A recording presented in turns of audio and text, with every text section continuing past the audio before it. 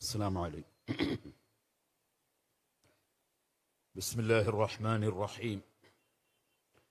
الحمد لله رب العالمين.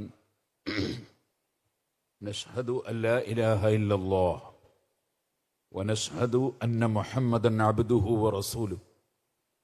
اللهم صل وسلم وبارك على سيدنا محمد وعلى آله وأصحاب سيدنا محمد وعلى جميع الأنبياء والمرسلين ومن اقتدى بهديهم إلى يوم الدين. أما بعد، فأعوذ بالله من الشيطان الرجيم. بسم الله الرحمن الرحيم. ولا يجرمنكم شنآن قوم أن صدوكم عن المسجد الحرام أن تعتدوا وتعاونوا على البر والتقوى ولا تعاونوا على الإثم والعدوان واتقوا الله إن الله شديد العقاب. صدق الله العلي العظيم. ആദരണീയരായ സാദാത്തുക്കൾ, ഉലമാക്കൾ, നേതാക്കൾ, പ്രവർത്തകർ, സുഹൃത്തുക്കൾ, നീണ്ട ഒരു പ്രസംഗം നടത്തുന്നില്ല. വലഖദ് കറംന ബനി ആദം, മനുഷ്യരെ നിശ്ചയം നമ്മൾ ആദരിച്ചിരിക്കുന്നു. പരിശുദ്ധ ഖുർആൻ പഠിപ്പിക്കുന്ന ഒരാശയമാണ്. മനുഷ്യരെ ആദരിച്ചു എന്നാണല്ലോ പറഞ്ഞത്, അവിടെ മുസ്ലിംകളെ എന്ന് പറഞ്ഞിട്ടില്ല. അതുകൊണ്ടാണ് ഇമാം ഷാഫിഈ റഹ്മത്തുള്ളാഹി അലൈഹി മനുഷ്യന്റെ ഡെഡ് ബോഡി മ്ലേച്ഛ വസ്തുവാണോ അല്ലേ, അഥവാ നജസാണോ അല്ലേ എന്ന ചർച്ച കർമ്മശാസ്ത്ര രംഗത്ത് വന്നപ്പോൾ അവിടുന്ന് പഠിപ്പിച്ച ആശയം നമ്മുടെ മലപ്പുറം ജില്ലയിൽ ഇരുന്ന് ഫതുഹുൽ മുഈൻ രചിച്ച മഹാനായ സൈനുദ്ദീൻ മഖ്ദൂം റളിയല്ലാഹു അൻഹു ഫതുഹുൽ മുഈനിൽ ഈ ആയത്ത് തെളിവിനുദ്ധരിച്ചു. മനുഷ്യന്റെ ഡെഡ് ബോഡി മ്ലേച്ഛ വസ്തുവല്ല, അത് മാലിന്യമല്ല, അത് നജസല്ല. കാരണം ഖുർആൻ പറഞ്ഞിട്ടുണ്ട്, മനുഷ്യരെ നമ്മൾ ബഹുമാനിച്ചു, ആദം സന്തതികളെ ബഹുമാനിച്ചു. അവിടെ ആദം സന്തതികൾ, മനുഷ്യർ എന്നതാണ് പ്രയോഗം, മുസ്ലിങ്ങളെ എന്നല്ല. അപ്പം മനുഷ്യൻ മനുഷ്യനാണ് എന്ന നിലക്ക് തന്നെ മനുഷ്യൻ ആദരിക്കപ്പെടേണ്ട, ആദരിക്കപ്പെട്ട ഒരു ജീവിയാണ്, മറ്റ് ജീവികൾ പോലെ അല്ല. നമുക്കറിയാം, നമ്മൾ ഭക്ഷണം കഴിക്കുന്നത്, മനുഷ്യർ ഭക്ഷണം കഴിക്കുന്നത് വായ വൃത്തിയാക്കിയിട്ടാണ്, കൈ വൃത്തിയാക്കിയിട്ടാണ്, പ്ലേറ്റ് വൃത്തിയാക്കിയിട്ടാണ്. കഴിക്കുന്ന ഭക്ഷണം പലപ്പോഴും കഴുകി വൃത്തിയാക്കിയിട്ടാണ്. എന്നാൽ മൃഗങ്ങൾ ഇങ്ങനെയൊന്നുമല്ല. അവകൾ കിട്ടുന്നത് അങ്ങനെ തന്നെ തിന്നുകയാണ്. എന്ന് മാത്രമല്ല, നമ്മളെ കൈകൊണ്ട് എടുത്ത് നമ്മൾ ഉയർത്തിപ്പിടിച്ച നമ്മുടെ തൊള്ളയിലേക്ക് ആ ഭക്ഷണം കൊണ്ടുപോയി ഇടുകയാണ്. മൃഗങ്ങളും മറ്റു പല ജീവികളും അതിൻ്റെ മുഖം നിലത്ത് വെച്ച് ഉരസിക്കൊണ്ടാണ് ഭക്ഷണം കഴിക്കുന്നത്. മറ്റു പല ജീവികളും നമുക്കറിയാം, അവകൾ വിസർജിച്ചതിന് ശേഷം അതിൻ്റെ മേലെ തന്നെ കിടന്ന് ഉറങ്ങുകയും വിശ്രമിക്കുകയും ചെയ്യുകയാണ്. മനുഷ്യൻ അങ്ങനെയല്ല. മനുഷ്യൻ വൃത്തിയോടുകൂടി കിടക്കുകയും നടക്കുകയും ജീവിക്കുകയുമാണ്. മനുഷ്യൻ മറ്റ് ജീവികളെപ്പോലെ മറ്റൊരാളുടേത് ആക്രമിച്ച് പിടിച്ചെടുക്കേണ്ടവൻ അല്ല.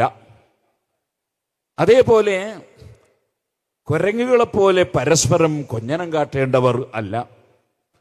മനുഷ്യൻ പരസ്പരം കോഴികളെപ്പോലെ കൊത്തേണ്ടവർ അല്ല.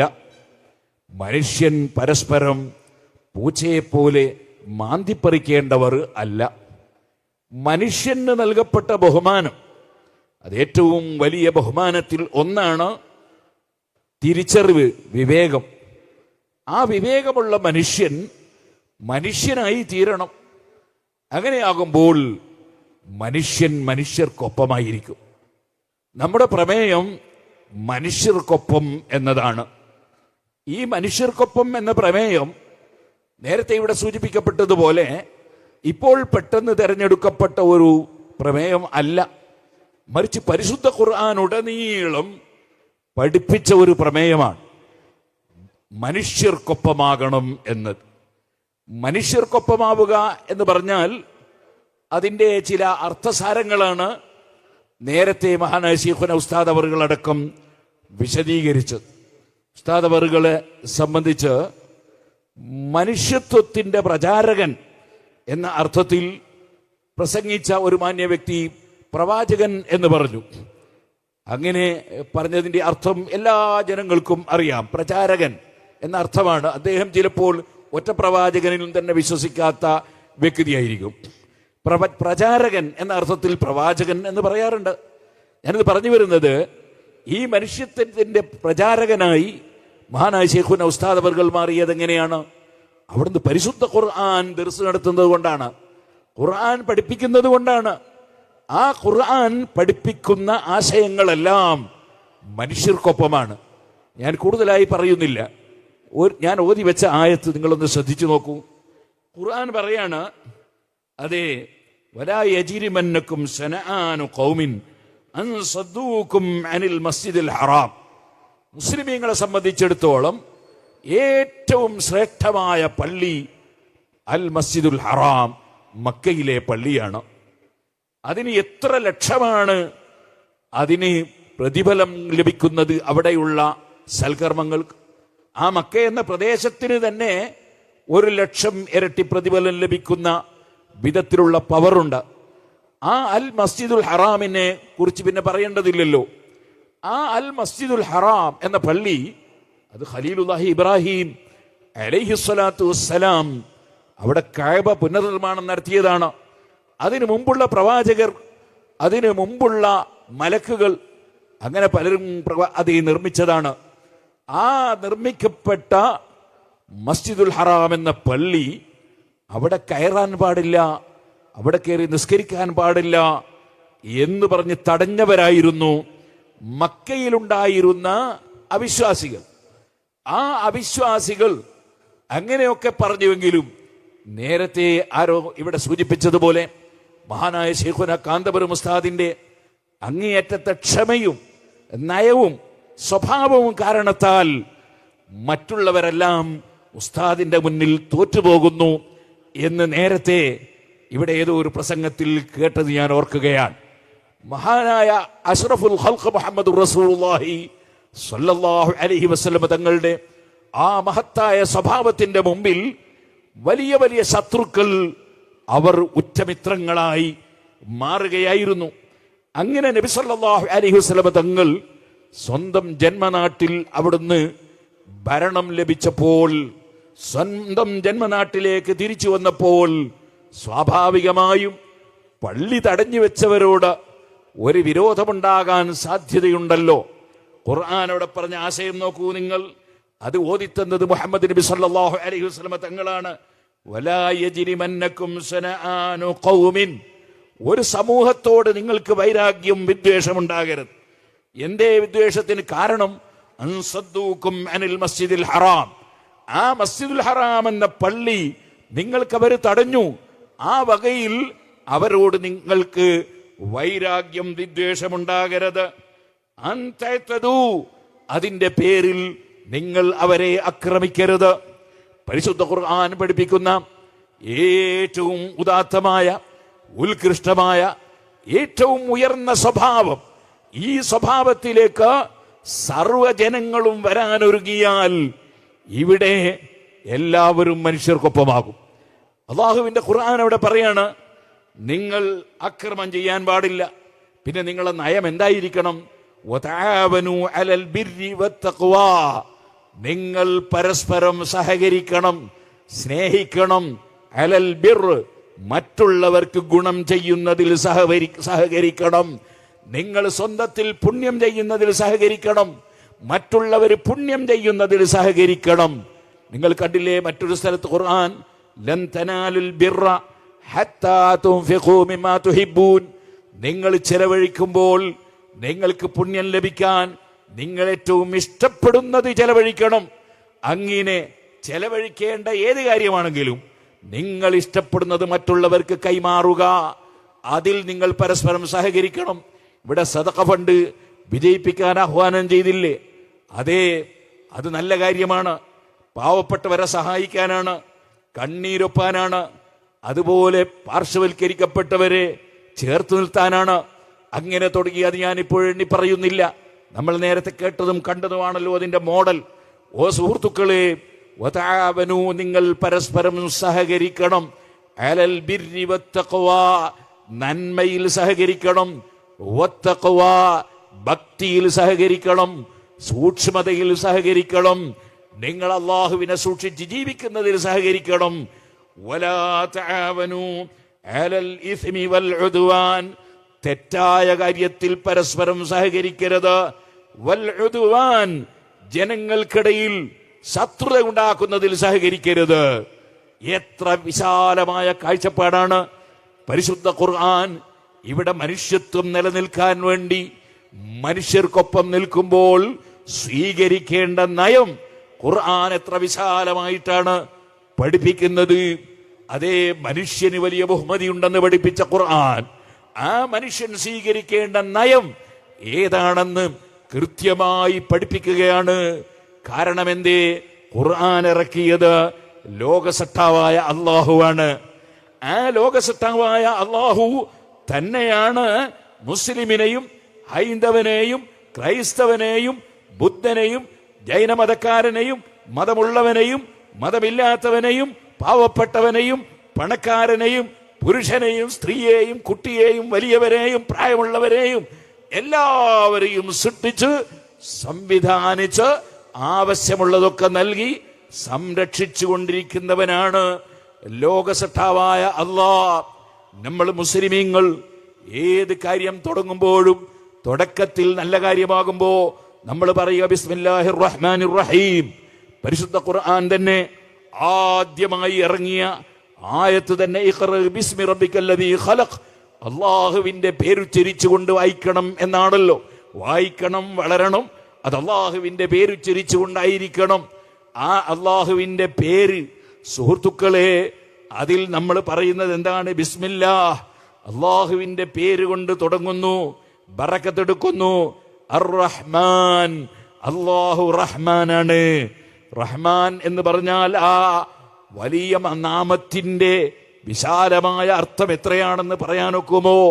അതേ, ലോകത്ത് ജീവിക്കുന്ന സമയത്ത് ലോകസട്ടാവിനെ അംഗീകരിക്കുന്നവനും അവനെ തള്ളിപ്പറയുന്നവനും എന്നല്ല പടച്ചവനില്ല എന്ന് ഉറക്കെ പറഞ്ഞ് പടച്ചവനെ ചീത്ത വിളിക്കുന്നവനും ലോകസട്ടാവായ അള്ളാഹുവിനെ നിന്ദിക്കുന്നവനും അവന് കൂട്ടുകാരുണ്ടെന്ന് പറയുന്നവരും അതേപോലെ അവന് അനുയോജ്യമല്ലാത്ത വിശേഷണങ്ങൾ ചാർത്തി കൊടുക്കുന്നവനും അങ്ങനെ തുടങ്ങി എന്തെല്ലാം കാര്യങ്ങൾ ചെയ്യുന്നവരുണ്ടോ, അവൻ പഠിപ്പിച്ച സുന്ദരമായ ആശയം അംഗീകരിക്കാതെ അതിനോട് ശത്രുത വെക്കുന്നവനും ഏത് കക്ഷിയാണെങ്കിലും അവർക്കെല്ലാവർക്കും വിശാലമായ ഗുണം ചെയ്യുന്നവൻ, വിശാലമായ കാരുണ്യം ചെയ്യുന്നവൻ, അതല്ലേ അർ റഹ്മാൻ എന്ന ആ മഹത്തായ നാമം കുറിക്കുന്ന അർത്ഥം തന്നെ. എല്ലാവർക്കും വിശാലമായ കാരുണ്യം. പടച്ചവനില്ലെന്ന് പറഞ്ഞ് പടച്ചവനെ ചീത്ത പറഞ്ഞ് ഒരു മനുഷ്യൻ പ്രസംഗിച്ചു കഴിഞ്ഞാൽ ആ പ്രസംഗിക്കുന്ന സമയത്തും അവന് ഓക്സിജൻ കൊടുത്തുകൊണ്ടിരിക്കുന്നവനാണ് അല്ലാഹ്. അവന്റെ ഹാർട്ട് വർക്ക് ചെയ്യിപ്പിക്കുന്നവനാണ് അല്ലാഹ്. അവന്റെ ബ്രെയിന് വർക്ക് ചെയ്യിപ്പിക്കുന്നവനാണ് അല്ലാഹ്. അവന്റെ കരള് അത് വർക്ക് ചെയ്യിപ്പിക്കുന്നവനാണ് അല്ലാഹ്. അവന്റെ കിഡ്നി വർക്ക് ചെയ്യിപ്പിക്കുന്നവനാണ് അല്ലാഹ്. ആ സംസാരത്തിനുള്ള ശേഷി കൊടുക്കുന്നവനാണ് അല്ലാഹ്. ആകയാൽ എല്ലാവർക്കും എല്ലാം കൊടുക്കുന്ന റബ്ബ് അവനെ ചീത്ത പറയുന്നവർക്ക് പോലും കാരുണ്യം ചെയ്യുന്നു. എല്ലാവർക്കും ഈ ഭൂമി ലോകത്ത് കാരുണ്യം ചെയ്യുന്നു. അങ്ങനെയാണ് അവന്റെ നയം. അതുകൊണ്ട് തന്നെ സുഹൃത്തുക്കളെ, നിങ്ങൾ നോക്കൂ, അവൻ മനുഷ്യരെ സൃഷ്ടിച്ചത് എങ്ങനെയാണ്? അതേ, ആശുപത്രിയിൽ കിടക്കുന്ന ഒരു രോഗി, നേരത്തെ ആശുപത്രിയുടെ ദയനീയാവസ്ഥയൊക്കെ നേരത്തെ പറഞ്ഞല്ലോ, അതിലേക്ക് ഞാൻ കടക്കുന്നില്ല. നിങ്ങൾ ആലോചിക്കുക, ആ ആശുപത്രിയിൽ കിടക്കുന്ന രോഗിക്ക് ഒരു രക്തം ആവശ്യമായി വന്നാൽ അവിടെ പടച്ചവൻ വെച്ച നയം എന്താണ്? അവൻ വെച്ച രീതി എന്താണ്? ആ രക്തം അദ്ദേഹത്തിന്റെ ഗ്രൂപ്പിനോട് യോജിക്കണം എന്നല്ലാതെ ആ ഉപയോഗിക്കുന്ന അദ്ദേഹത്തിന്റെ ജീവൻ രക്ഷിക്കാൻ ഉപയോഗിക്കുന്ന രക്തം അദ്ദേഹത്തിന്റെ മതത്തിൽപ്പെട്ടവൻ്റെതായിരിക്കണം എന്ന് പടച്ചവനൊരു നിയമം വെച്ചിട്ടില്ല. അതുകൊണ്ട് തന്നെ ഏത് മതക്കാരന്റെയും രക്തമെടുത്ത് ഇദ്ദേഹത്തിന്റെ ജീവൻ രക്ഷിക്കാൻ കഴിയും, അല്ലേ?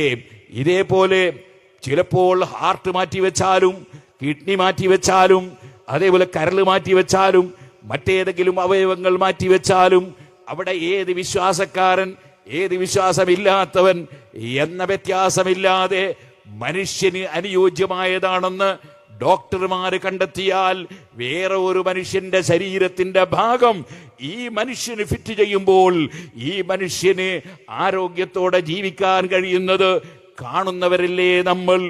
ഈ മനുഷ്യനെങ്ങനെ പരസ്പരം കലഹിക്കാനും പരസ്പരം ശണ്ട കൂടാനും പരസ്പരം വർഗീയത കാണിക്കാനും പരസ്പരം വെറുക്കാനും വെറുപ്പുണ്ടാക്കാനും ആക്രമിക്കാനും അനീതി കാണിക്കാനും അഴിമതി നടത്താനും മാത്രം ഈ മനുഷ്യനെങ്ങനെയാണ് അധപ്പതിച്ചു പോകുന്നത് എന്നതല്ലേ മനുഷ്യ സമൂഹം ഒന്നായി ചിന്തിക്കേണ്ടത്.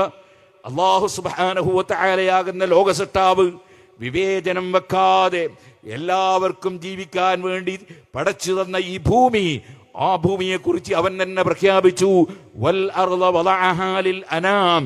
ഈ ഭൂമി മനുഷ്യന് വേണ്ടി സ്ഥാപിച്ചിട്ടുള്ളതാണ്. മുസ്ലിമീങ്ങൾക്ക് വേണ്ടി സ്ഥാപിച്ചു എന്നല്ല പറഞ്ഞത്, അല്ലെങ്കിൽ മറ്റേതെങ്കിലും മതക്കാർക്ക് വേണ്ടി സ്ഥാപിച്ചു എന്നല്ല പറഞ്ഞത്. ഭൂമി മനുഷ്യന് വേണ്ടിയുള്ളതാണ്. വാസ്തവത്തിൽ നമ്മൾ അതേ പഞ്ചായത്ത് അല്ലെങ്കിൽ താലൂക്ക്, ജില്ല, സ്റ്റേറ്റ് അല്ലെങ്കിൽ രാഷ്ട്രം എന്നൊക്കെ പറയുന്ന വേലിക്കെട്ടുകളുണ്ടല്ലോ, വിവേചനങ്ങളുണ്ടല്ലോ, അത് മനുഷ്യൻ സ്ഥാപിച്ചതാണ്. അതേ സമയത്ത് അള്ളാഹു സ്ഥാപിച്ചത് മനുഷ്യർക്ക് ഭൂമി, വൽ അർള വദഅഹാ ലിൽ അനാം. മനുഷ്യർക്ക് അല്ലാഹു തആല ഭൂമിയെ സ്ഥാപിച്ചു തന്നു.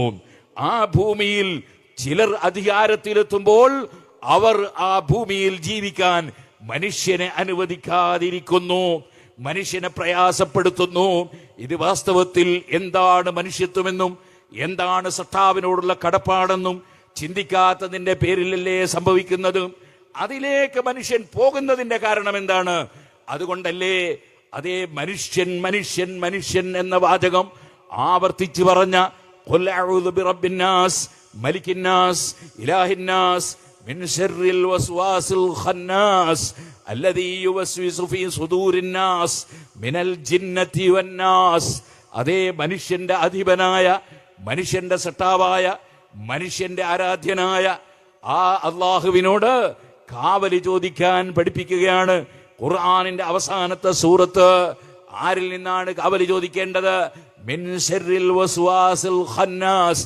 മനുഷ്യന്റെ ഹൃദയങ്ങളിൽ അതേ അനാവശ്യമായ ചിന്തകൾ ഇട്ടുകൊടുക്കുന്നവർ, അനാവശ്യമായ ആശയങ്ങൾ ഇട്ടുകൊടുത്ത് നേർക്ക് നേരെ ചിന്തിക്കുന്ന മനുഷ്യനെ പിഴപ്പിച്ചു കളയുന്നവർ.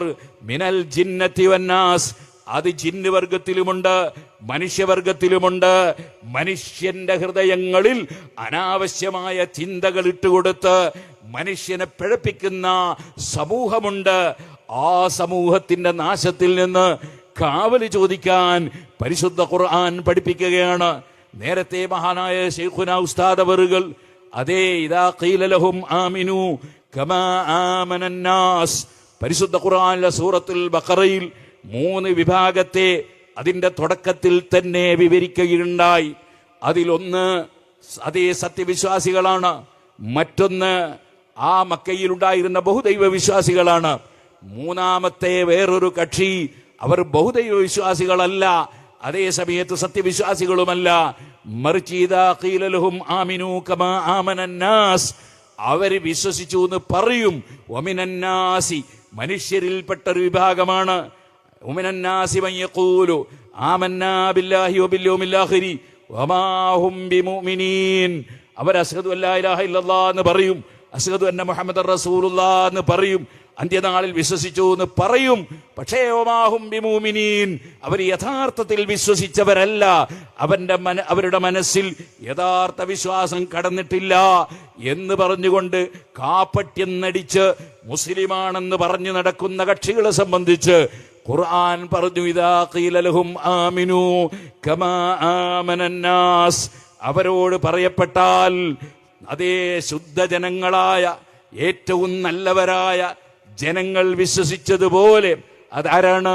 പരിശുദ്ധ ഖുർആൻ ഒരു സ്ഥലത്ത് പറഞ്ഞില്ലേ, ഇന്നല്ലദീന യഗുദ്ദൂന അസ്വാതഹും ഇൻദ റസൂലില്ലാഹി ഉലൈക അല്ലദീന ഇംതഹനല്ലാഹു ഖുലൂബഹും ലിത്തഖ്വാ. മനസ്സിനെ ഭക്തിക്ക് വേണ്ടി ലോകസട്ടാവായ അല്ലാഹു സെലക്ട് ചെയ്തിട്ടുള്ള മഹാന്മാർ, അവരാണ് സഹാബികൾ എന്ന് പറയുന്നത്. മുഹമ്മദ് നബി സല്ലല്ലാഹു അലൈഹി വസല്ലമയുടെ ശിഷ്യന്മാരാണവർ. ആ ശിഷ്യന്മാര് വിശ്വസിച്ചതുപോലെ നിങ്ങൾ വിശ്വസിക്കണമെന്ന് ഞങ്ങളും വിശ്വാസികളാണെന്ന് പറയുകയും അതേസമയത്ത് ഉള്ളിൽ വിശ്വാസമില്ലാതെ നടക്കുകയും ചെയ്യുന്ന കപട വിശ്വാസികളോട് പറയപ്പെട്ടാൽ, ശൈഖുനാ അവர்கள் തന്നെ നേരത്തെ സംസാരിക്കുമ്പോൾ അവിടെ ബഹുദൈവ വിശ്വാസികളെന്ന് വാക്ക് മാറിപ്പോയത് ഉണർത്തുകയുണ്ടായി. ഓ സഹോദരന്മാരെ, ആ കപട വിശ്വാസികളോട് പറയപ്പെട്ടാൽ ഖാലൂ, അവരെന്താ ചെയ്യുന്നത്? അവർ സത്യവിശ്വാസികളായ നല്ല വിശ്വാസികളായ സംശുദ്ധരായ ആളുകളെ നിന്ദിക്കുകയാണ്, അവരെ പരിഹസിക്കുകയാണ്. അങ്ങനെയാണ് ഖാലൂ അനുമിനു കമാ ആമന സുഫഹാ. അതേ, അവര് വിഡ്ഢികളാണ്, അവര് പോയത്തക്കാരാണ്, വിവരമില്ലാത്തവരാണ് എന്ന് പറഞ്ഞിട്ട് നല്ലവരായ ജനങ്ങളുടെ പേരിൽ മോശമായ ആരോപണം പറഞ്ഞ് കാര്യം തിരിയാത്തവർ എന്ന് ആക്ഷേപിക്കുകയാണ് എന്ന് ഖുർആൻ അവരെ സംബന്ധിച്ച് പറഞ്ഞിട്ട് പറയുന്നു, അലാ, അറിയണം, ഇന്നഹും ഹുമുസ് സുഫഹാ, ആ മഹാന്മാരെ പിന്തുടരാൻ ഭാഗ്യമില്ലാത്തവരാരോ അവരാണ് ഏറ്റവും വലിയ വിഡ്ഢികൾ കേട്ടോ എന്ന് പരിശുദ്ധ ഖുർആൻ മാർക്ക് ചെയ്യുകയാണ്. ഖുർആൻ കൃത്യമായി പഠിപ്പിക്കുകയാണ്. നിങ്ങൾക്കറിയാം, മുഹമ്മദ് നബി സല്ലല്ലാഹു അലൈഹി വസല്ലമയുടെ ശിഷ്യന്മാരായ ആ സഹാബികൾ ആ നബി സല്ലല്ലാഹു അലൈഹി വസല്ലമ തങ്ങളെ എത്രയാണ് ബഹുമാനിച്ചത്, എത്രയാണ് ആദരിച്ചത്. സുബ്ഹാനല്ലാഹ്. ഖതാദ റളിയല്ലാഹു അൻഹുവിന്റെ ആ കണ്ണ് ചൂഴ്ന്ന് അതേ യുദ്ധത്തിൽ അത് പുറത്തേക്ക് ഒലിച്ചിറങ്ങിപ്പോയപ്പോൾ ഖതാദ റളിയല്ലാഹു അൻഹു വിശ്വസിക്കുന്നു, ഈ കണ്ണ് തലസ്ഥാനത്ത് വെച്ച് എന്റെ കണ്ണ് ശരിപ്പെടുത്തി തരാൻ അള്ളാഹുവിന്റെ ഹബീബ് നബി സല്ലല്ലാഹു അലൈഹി വസല്ലമ തങ്ങൾക്ക് അള്ളാഹു തആല മുഅ്ജിസത്ത് കൊടുക്കും എന്ന് വിശ്വസിക്കുന്നു. അസാധാരണമായ മാർഗത്തിലൂടെ എന്റെ കണ്ണ് ശരിപ്പെടുമെന്ന് മഹാനായ ഖതാദ റളിയല്ലാഹു അൻഹു വിശ്വസിക്കുന്നു. അങ്ങനെ ഖതാദ റളിയല്ലാഹു അൻഹു നബി സല്ലല്ലാഹു അലൈഹി വസല്ലമ തങ്ങളോട് കണ്ണ് ശരിപ്പെടുത്തി കൊടുക്കാൻ വേണ്ടി ആവശ്യപ്പെടുന്നു. നബി തങ്ങൾ മുഅ്ജിസത്ത് മുഖേന അസാധാരണ മാർഗത്തിലൂടെ കണ്ണ് ശരിപ്പെടുത്തി കൊടുക്കുന്നു. ഇനി നിങ്ങൾക്ക് കേൾക്കണോ, അങ്ങനെ എത്ര സംഭവങ്ങളാണ്. കണ്ണിന് കാഴ്ചയില്ലാത്ത മറ്റൊരാൾ നബി സല്ലല്ലാഹു അലൈഹി വസല്ലം തങ്ങളെ സമീപിച്ചുകൊണ്ട് അതിന് പരിഹാരം വേണമെന്ന് ആവശ്യപ്പെടുന്നു. സുബ്ഹാനല്ലാഹ്. പരിഹാരത്തിന് പടച്ചവനോട് മാത്രമേ പറയാൻ പറ്റുള്ളൂ എന്ന അന്ധവിശ്വാസം ഒരു സഹാബിക്കും ഉണ്ടായിരുന്നില്ല. അങ്ങനെയുണ്ട് ചിലര്, സഹായം ചോദിക്കൽ പടച്ചവനോട് മാത്രമേ പാടുള്ളൂ എന്ന് പറയുന്നവര്. അവരോട് പറയട്ടെ, അവർ ഖുർആൻ ഒന്ന് മറിച്ചു നോക്കിയാൽ അവരുടെ ആ അന്ധവിശ്വാസം തിരുത്തേണ്ടി വരും. ഖുർആൻ പറഞ്ഞത് എന്താണ്? ഇനിസ്തൻസറൂകും ഫിദ്ദീനി ഫഅലൈകുമുൻ നസ്ർ. നിങ്ങളോട് സഹായം ചോദിച്ചാൽ നിങ്ങൾ സഹായം നൽകണം എന്നല്ലേ ഖുർആൻ പറഞ്ഞത്? സഹായം ചോദിക്കാൻ പാടില്ലെന്നല്ലല്ലോ പറഞ്ഞത്. ഇതേപോലെ അള്ളാഹു തന്നെ കൂനു അൻസാർ അല്ലാഹ്, നിങ്ങൾ അള്ളാഹുവിന്റെ ദീനിനെ അള്ളാഹുവിനെ സഹായിക്കുന്നവരാകണം എന്നല്ലേ പറഞ്ഞത്? അപ്പൊ അള്ളാഹു തന്നെ സഹായിക്കാൻ വേണ്ടി പറഞ്ഞില്ലേ? അള്ളാഹു തന്നെ സഹായിക്കാൻ ആവശ്യപ്പെട്ടാൽ സഹായം നൽകണമെന്ന് പറഞ്ഞില്ലേ? അതേ സമയത്ത് എല്ലാ സഹായവും അള്ളാഹുവിങ്കിൽ നിന്നാണ്. വമൻ നസ്റു ഇല്ലാ മിൻ ഇൻദില്ലാഹ്, അള്ളാഹുവിങ്കിൽ നിന്ന് മാത്രമാണ് സർവ്വ സഹായങ്ങളും. പക്ഷേ അതവന്റെ സൃഷ്ടികൾ മുഖേന അള്ളാഹു തആല നൽകുകയാണ് എന്നല്ലേ ഖുർആൻ പഠിപ്പിച്ചത്. അങ്ങനെ ആ സഹായം ലഭ്യമാകാൻ ഖതാദ റളിയല്ലാഹു അൻഹു മാത്രമല്ല, വേറെ ഒരാൾ വന്ന് പറയാണ്, എന്റെ കണ്ണിന് കാഴ്ച വേണം. നബി സല്ലല്ലാഹു അലൈഹി വസല്ലം ആദ്യം ക്ഷമിച്ചുകൂടെ എന്ന് ചോദിക്കുന്നു. അദ്ദേഹം പറഞ്ഞു, ക്ഷമിക്കാൻ പ്രയാസമുണ്ട്, എനിക്ക് സ്വർഗം കിട്ടണം, കണ്ണിന് കാഴ്ചയും വേണം. അപ്പോൾ നബി സല്ലല്ലാഹു അലൈഹി വസല്ലം നബി സല്ലല്ലാഹു അലൈഹി വസല്ലം തങ്ങൾ പഠിപ്പിക്കുന്നത് എന്താണ്? നിങ്ങൾ നന്നായി ഒതുവെടുത്ത് 2 റക്അത്ത് നിസ്കരിക്കുക. ഒതുവെടുത്താൽ തെറ്റുകൾ കഴുകിപ്പോകും. അങ്ങനെ ഹദീസിലുണ്ട്. ആദ്യം തന്നെ ഒന്ന് ശുദ്ധിയാകാനാണ് പറയുന്നത്. അങ്ങനെ ഒതുവെടുക്കുക. അതിന്റെ ശേഷം നിങ്ങൾ നന്നായി 2 റക്അത്ത് നിസ്കരിക്കുക. കണ്ണിന് കാഴ്ച കിട്ടാൻ നിസ്കരിച്ചിട്ട് എന്താ കാര്യം എന്നാരും ആലോചിക്കല്ല കേട്ടോ. ലോകത്തെല്ലാം കൊടുക്കുന്ന റബ്ബ് അല്ലാഹുവാണ്. അവൻ വെച്ച കാരണങ്ങൾ, അവൻ വെച്ച നിമിത്തങ്ങൾ പലതാണ്. അതിൽ പ്രവർത്തനങ്ങളുണ്ട്, അതിൽ മന്ത്രങ്ങളുണ്ട്, അതിൽ തന്ത്രങ്ങളുണ്ട്, അതിൽ ചികിത്സകളുണ്ട്, അതിൽ സഹായം തേടലുണ്ട്, അതിൽ തവസ്സുലുണ്ട്, അതിൽ ബറക്കത്തുണ്ട്.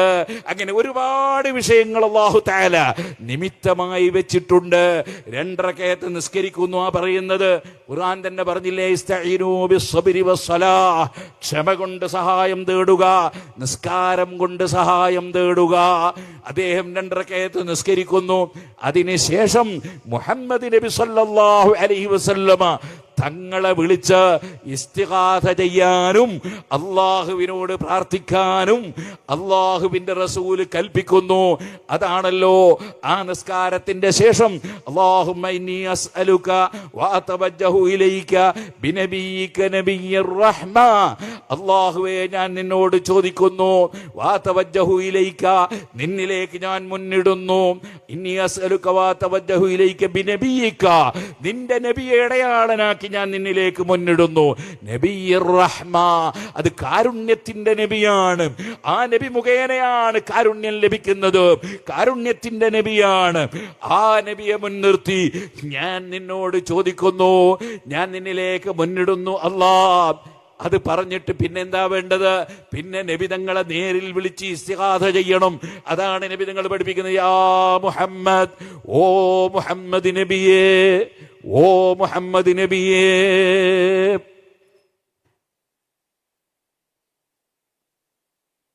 ഞാൻ അങ്ങയെ മുൻനിർത്തി അള്ളാഹുവിനോട് ചോദിച്ചിട്ടുണ്ട്. എന്തിനാണത്? അതേ, ഞാൻ ചോദിച്ചത് അന്തഖ്ളിയലി, അവിടുന്ന് എന്റെ ആവശ്യം നിർവഹിച്ചു തരാനാണ്. അല്ലെങ്കിൽ ഔലി തുഖ്ലാലി, 2 വിധത്തിലും അവിടെ റിപ്പോർട്ട് കാണാം. ഔലി തുഖ്ലാലി, അല്ലെങ്കിൽ എന്റെ ആവശ്യം നിർവഹിച്ച് കിട്ടാനാണ് ഞാൻ അങ്ങയോട് പറയാണ്. ശേഷം എന്തിനാണിത് പറയുന്നത്? നബി സല്ലല്ലാഹു അലൈഹി വസല്ലം ഇടപെടാനാണ്. നബി തങ്ങൾ പല വിധത്തിലും ഇടപെടാറുണ്ട്. ചിലപ്പോൾ അള്ളാഹുവിനോട് ചോദിച്ച് വാങ്ങിക്കൊടുക്കുന്നത് ഒരു ഇടപെടലാണ്. നബി തങ്ങൾ ഡയറക്റ്റ് അള്ളാഹു നൽകുന്ന കഴിവിനാൽ കാര്യം സാധിപ്പിച്ചു കൊടുക്കൽ വേറെ ഒരു ഇടപെടലാണ്. എല്ലാം ഇടപെടൽ തന്നെയാണ്. ഇടപെടലിനെ ആരും ചുരുക്കി കാണാൻ പാടില്ല. ഓ സഹോദരന്മാരെ, അതുകൊണ്ട് നബിയെ ലിതഖ്ളിയലി, തങ്ങൾ എന്റെ ആവശ്യം നിർവഹിച്ചു തരാൻ വേണ്ടി ഞാൻ അല്ലാഹുവിനോട് പറഞ്ഞിട്ടുണ്ട്. ഫീ ഹാജതി ഹാദിഹി ലിതുഖ്ലാലി ഔ ലിതഖ്ലിയലി.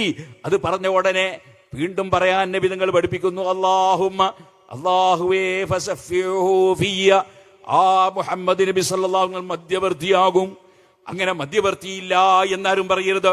അല്ലാഹുമ്മ ഫസഫിഹു, ആ നബിയെ നീ മധ്യവർത്തിയാക്കണേ, ഫിയ, എന്റെ ഈ വിഷയത്തിൽ എന്നുകൂടി അള്ളാഹുവിനോട് പറയാൻ നബി സല്ലല്ലാഹു അലൈഹി വസല്ലം നിർദ്ദേശിക്കുന്നു.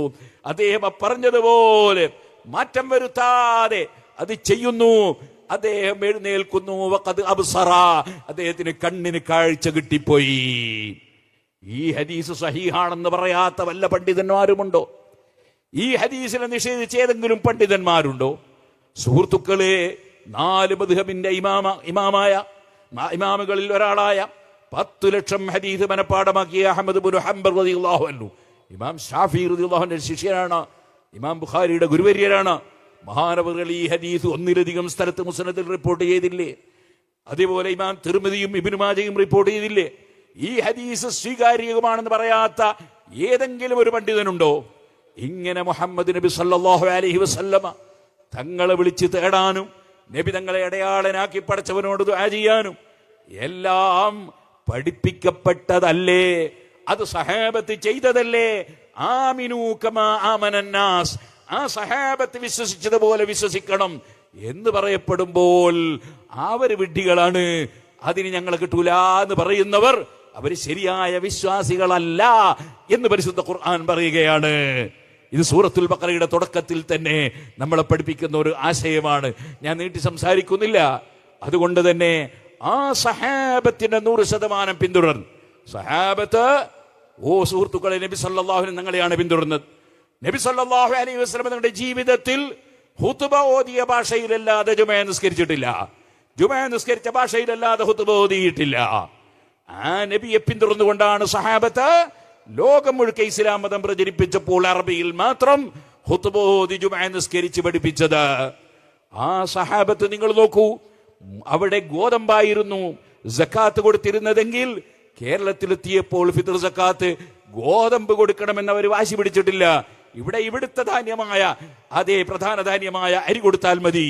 പക്ഷേ സമയത്ത് നിസ്കാരത്തിന്റെ ഭാഷ, ബാങ്കിന്റെ ഭാഷ, ഖുതുബയുടെ ഭാഷ അവിടെ സഹാബത്ത് അവർ അതാ വാശി പിടിക്കുന്ന രൂപത്തിൽ അവർ പ്രവർത്തിച്ചു കാണിക്കുകയാണ്. അറബിയിൽ മാത്രമുള്ള ഖുതുബ. കാരണം നബി തങ്ങൾ പഠിപ്പിച്ചതാണ്, ഞാൻ നിസ്കരിച്ചതുപോലെ നിസ്കരിക്കണം, ഞാൻ നിസ്കരിച്ചതുപോലെ നിസ്കരിക്കണം, ഞാൻ കൊടുത്ത അതേ ധാന്യം കൊടുക്കണം എന്ന് നബി തങ്ങൾ പറഞ്ഞിട്ടില്ല. അതേ സമയത്ത് നിസ്കാരം അങ്ങനെയല്ല. അതുകൊണ്ട് ആ സഹാബത്ത് മുതൽ 1300 കൊല്ലത്തിനിടയിൽ ലോകത്ത് ഒരു പള്ളിയിലും അറബിയിലല്ലാത്ത ഖുതുബ നടന്നില്ല. അതായിരുന്നു പുതിയ കാവിലെ വാദപ്രതിവാദത്തിൽ. ഞാനന്ന് സ്റ്റേജിലുണ്ട്. മഹാനായ ശൈഖുനാ സുൽത്താനുൽ ഉലമ ചോദിച്ചു, 1300 കൊല്ലത്തിനിടയിൽ അറബിയല്ലാത്ത ഭാഷയിൽ ഖുതുബ ഓതിയ ഒരു ചരിത്രരേഖ ആർക്കെങ്കിലും തെളിയിക്കാൻ കഴിയുമോ എന്ന് ചോദിച്ചപ്പോ മറുവശത്തുള്ള വ്യക്തി അദ്ദേഹത്തെ പോലുള്ളവരുടെ ചില സംസാരങ്ങളിൽ കുടുങ്ങിപ്പോയ അങ്ങനെ പിഴവ് സംഭവിച്ചു പോയ സാധാരണക്കാർക്ക് ചിന്തിക്കാനുള്ള അവസരം അള്ളാഹു നൽകുമാറാകട്ടെ എന്ന് പ്രാർത്ഥിക്കുകയാണ്. ഓ സുഹൃത്തുക്കളെ, അദ്ദേഹത്തിന്റെ മറുപടി 1300 കൊല്ലം കൊള്ളിക്കിഴങ്ങ്, മരക്കിഴങ്ങ് അത് ആരും തിന്നിട്ടില്ലെന്ന് വെച്ച് ഇനി തിന്നുകൂടാ എന്നുണ്ടോ എന്നായിരുന്നു അദ്ദേഹത്തിന്റെ മറുചോദ്യം. അപ്പോഴാണ് പുതിയ കാവിലെ ജനങ്ങൾ, കമ്മിറ്റിക്കാര് തീരുമാനിച്ചു, ഞങ്ങളെ ഖുതുബ ഏതായിരുന്നാലും കൊള്ളിക്കിഴങ്ങ് പോലെയല്ല. കാരണം കൊള്ളിക്കിഴങ്ങ് പലർക്കും ദഹിക്കൂല, ചിലർക്ക് ഗ്യാസ് ട്രബിളിന് പറ്റൂല. അതേപോലെ തന്നെ കൊള്ളിക്കിഴങ്ങ് തിന്നൽ നിർബന്ധമില്ല, സുന്നത്ത് പോലും ഇല്ല. അത് ഏത് സമയത്തും തിന്നാം, അതിന് ഇന്ന സമയത്തേ തിന്നാവൂ എന്നില്ല, അതിന് ഒതു വേണമെന്നില്ല, അതിന് ഔറത്ത് മറക്കണമെന്നില്ല, അത് പുരുഷനായിരിക്കണമെന്നില്ല, അത് വെള്ളിയാഴ്ചയാകണമെന്നില്ല. അതുപോലെയല്ലല്ലോ മുസ്ലിമീങ്ങളെ ഖുതുബ. അതുകൊണ്ട് ഈ പള്ളിയിൽ അന്ത്യനാൾ വരെ ഞങ്ങൾ അറബിയിൽ ഖുതുബ നിലനിർത്തുമെന്ന് പ്രതിജ്ഞയെടുത്ത ആ കമ്മിറ്റിയും അതിന്റെ ശേഷമുള്ള കമ്മിറ്റികളും ഇന്നും അവിടെ അറബിയിൽ ഖുതുബ നിർവഹിച്ചുകൊണ്ടിരിക്കുന്നു. ചിലര് ചിലപ്പോൾ ചോദിക്കും, എന്തിനാണ് സംവാദം, എന്തിനാണ് ഖണ്ഡന പ്രസംഗം, എന്തിനാണ് അതേ പരസ്പരം ഇങ്ങനെ? പരസ്പരം അങ്ങനെ ഇല്ലെങ്കിൽ പള്ളികൾ എന്താകും? പള്ളികളിൽ ഇസ്ലാം ഉണ്ടാവില്ല. പിന്നെ പുതിയ ഒരു ഇസ്ലാമിനെ കൊണ്ടുവന്ന് പ്രതീക്ഷിക്കും അല്ലേ? അങ്ങനെയല്ലേ ബഹുമാനപ്പെട്ട അബുൽ ഹസൻ ശാദിലി റളിയല്ലാഹു അൻഹുവിന്റെ പേരിൽ നിർമ്മിക്കപ്പെട്ട കോഴിക്കോട്ടെ പള്ളി എങ്ങനെ നഷ്ടപ്പെട്ടു? മുഹീദ്ദീൻ ശൈഖ് റളിയല്ലാഹുവിന്റെ പേരിൽ നിർമ്മിക്കപ്പെട്ട അതേ മുഹീദ്ദീൻ പള്ളി എങ്ങനെ നഷ്ടപ്പെട്ടു? നിങ്ങൾക്കറിയില്ലേ ടിപ്പു സുൽത്താൻ? ആ ടിപ്പു സുൽത്താൻ എ ക്ലാസ് സുന്നി ആയിരുന്നില്ലേ? അദ്ദേഹത്തിന്റെ പട്ടാളക്കാർക്ക് നിസ്കരിക്കാൻ നിർമ്മിക്കപ്പെട്ട പട്ടാള പള്ളി എങ്ങനെ നഷ്ടപ്പെട്ടു? ഞാനിങ്ങനെ നമ്മുടെ ജാഥയിൽ ഇങ്ങനെ വരുമ്പോ പാലപ്പറ്റ എത്തിയപ്പോ അവിടുത്തെ സ്വീകരണം കാണുമ്പോൾ ഒരു വല്ലാത്ത സന്തോഷം. പാലപ്പറ്റയിലേക്ക് അതേ ഒതായിലേക്ക് പ്രസംഗിക്കാൻ പോകുമ്പോൾ അങ്ങോട്ട് നീങ്ങാൻ വിടാത്തത് കൊണ്ട് അരീക്കോട് വെച്ച് പ്രസംഗിച്ച് തിരിച്ചു പോയ അനുഭവമുള്ളവനാണ് ഞാൻ. അവിടെ പാലപ്പറ്റ എത്തിയപ്പോൾ എന്തോ ഒരു സന്തോഷം. ഓ സുഹൃത്തുക്കളെ, ഈ പ്രസ്ഥാനം ഇവിടെ സത്യം നിലനിർത്താൻ വേണ്ടി, ഞാൻ നേരത്തെ പറഞ്ഞില്ലേ, മിൻ ശർറിൽ വസ്വാസിൽ ഖന്നാസ്, ജനങ്ങളെ ആശയക്കുഴപ്പത്തിലാക്കുന്ന ആശയങ്ങൾ പറഞ്ഞ ജനങ്ങളെ പിഴപ്പിക്കുന്നവരിൽ നിന്ന് ജനങ്ങളെ സംരക്ഷിക്കാൻ വേണ്ടി അതേ മനുഷ്യർക്കൊപ്പം നിന്നുകൊണ്ട്, മനുഷ്യരാരും പിഴച്ചു പോകരുത്, മനുഷ്യരാരെയും പിഴവിലേക്ക് കൊണ്ടുപോകാൻ വിടരുത്. അതുകൊണ്ട് മനുഷ്യർക്കൊപ്പം നിന്നുകൊണ്ട് പ്രവർത്തിച്ചതിന്റെ ഫലമാണ് അൽഹംദുലില്ലാഹ് പാലപ്പറ്റയിൽ ഇന്ന് കാണുന്ന, അരീക്കോട് കാണുന്ന, പരിസരങ്ങളിൽ കാണുന്ന, നിലമ്പൂരിൽ കാണുന്ന, ഈ മലപ്പുറം ജില്ലയുടെ പല സ്ഥലങ്ങളിലും കാണുന്ന എല്ലാ സന്തോഷങ്ങളും. അതേസമയത്ത് നമ്മുടെ സംഘടനാ പ്രവർത്തനം ഊർജിതമല്ലാത്ത ഒരു കാലത്ത് നമുക്കറിയാം, ഇതിന്റെ തൊട്ടടുത്ത് വാഴക്കാട്, അവിടെ മഹാനായ ശംസുൽ ഉലമാ ഖുത്ബി മുഹമ്മദ് മുസ്ലിയാർ അവറുകൾ അതേ അവിടെ ക്ലാസ് എടുത്തിട്ടില്ലേ? അവരുടെ ഉസ്താദായ കുഞ്ഞഹമ്മദ് ഹാജി അവറുകൾ അവിടെ ക്ലാസ് എടുത്തിട്ടില്ലേ? അതുപോലെ മഹാനായ കണ്യത്ത് ഉസ്താദ് അവറുകൾ അവിടെ ഓതി പഠിച്ചിട്ടില്ലേ? അങ്ങനെ തുടങ്ങി വലിയ വലിയ മഹാന്മാർ അവിടെ പ്രവർത്തിച്ച് മതത്തിന്റെ നിയമങ്ങൾ പഠിപ്പിച്ചിരുന്ന, വെറും മത നിയമങ്ങൾ മാത്രമല്ല, അതിന്റെ പുറമെ വേറെയും ഒരുപാട് കാര്യങ്ങൾ കുഞ്ഞഹമ്മദ് ഹാജിയെ പോലുള്ളവർ പഠിപ്പിച്ചിരുന്നു. ആ സ്ഥാപനം, അതേ ദാറുൽ ഉലൂം, ഇന്നെന്തേ യഥാർത്ഥ മുസ്ലിമീങ്ങളുടെ കൈവശത്തിലില്ലാതെയായി പോയത്? അത് നമ്മുടെ സംഘടനാ പ്രവർത്തനം അന്ന് ഊർജിതമല്ലാത്തത് കൊണ്ടാണ്. ഇനി എന്തിനധികം പറയണം? നിങ്ങൾ നോക്കൂ, ഇവിടെ അതിഥി തൊഴിലാളികളായി വരുന്ന ആളുകൾ, ആ ആളുകളിൽ പലരുടെയും പേര് നല്ല സദഖത്തുള്ള, റഹ്മത്തുള്ള തുടങ്ങിയ പേരാണ്. പക്ഷേ അവരിൽ പലർക്കും ഫാത്തിഹ അറിയില്ല, നിസ്കാരം അറിയില്ല, വദു അറിയില്ല, അങ്ങനെ ഈമാനും ഇസ്ലാമും അറിയില്ല. എന്തേ കാരണം? അവരുടെ സ്റ്റേറ്റുകളിൽ സമസ്ത കേരള ജംഇയ്യത്തുൽ പ്രവർത്തനം ഉണ്ടായില്ല. നമ്മുടെ പണ്ഡിതന്മാരുടെ ഊർജം ചെലവഴിച്ച് ആത്മാർത്ഥമായി മനുഷ്യർക്കൊപ്പം നിന്നുകൊണ്ടുള്ള പ്രവർത്തനങ്ങൾ ഉണ്ടായില്ല. അതിന്റെ പേരിൽ അവരുടെ ഒരു അവസ്ഥ അങ്ങനെയായി പോയതിൽ ഏറ്റവും മനസ്സ് വേദനിക്കുന്നവരാണ് നാം. അതുകൊണ്ട് തന്നെ പറയട്ടെ, നമ്മുടെ സംഘടനകൾ വളർത്തൽ, നമ്മുടെ കേരള മുസ്ലിം ജമാഅത്തും SYS-ഉം SSF-ഉം സുന്നി ജമീയത്തുൽ മുഅല്ലിമീനും SMA-യും അങ്ങനെ സമസ്ത കേരള ജംഇയ്യത്തുൽ കീഴിലുള്ള മുഴുവൻ സംഘടനകളും വളർത്തുകയെന്നത് ഫർള് കിഫ മാത്രമല്ല, ഫർള് ഐനാണെന്ന് പറഞ്ഞാൽ തെറ്റാവൂല.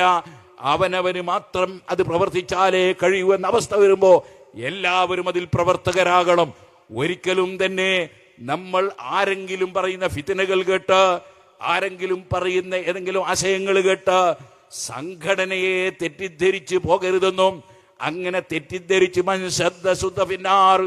എന്ന് നബി സല്ലല്ലാഹു അലൈഹി വസല്ലം നിങ്ങൾ പറഞ്ഞതുപോലെ ഒറ്റപ്പെട്ടു പോയാൽ നരകത്തിൽ ഒറ്റപ്പെട്ടു പോകാനാണത് നിമിത്തമാവുക.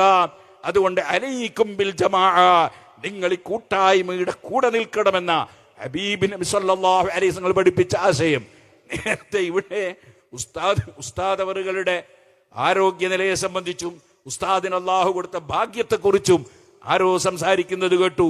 എന്താണ് അതിന്റെ പിന്നിലുള്ള രഹസ്യം? അതിന്റെ പിന്നിലുള്ള രഹസ്യം നബി സല്ലല്ലാഹു അലൈഹി വസല്ലം തങ്ങൾ പറഞ്ഞതാണ്.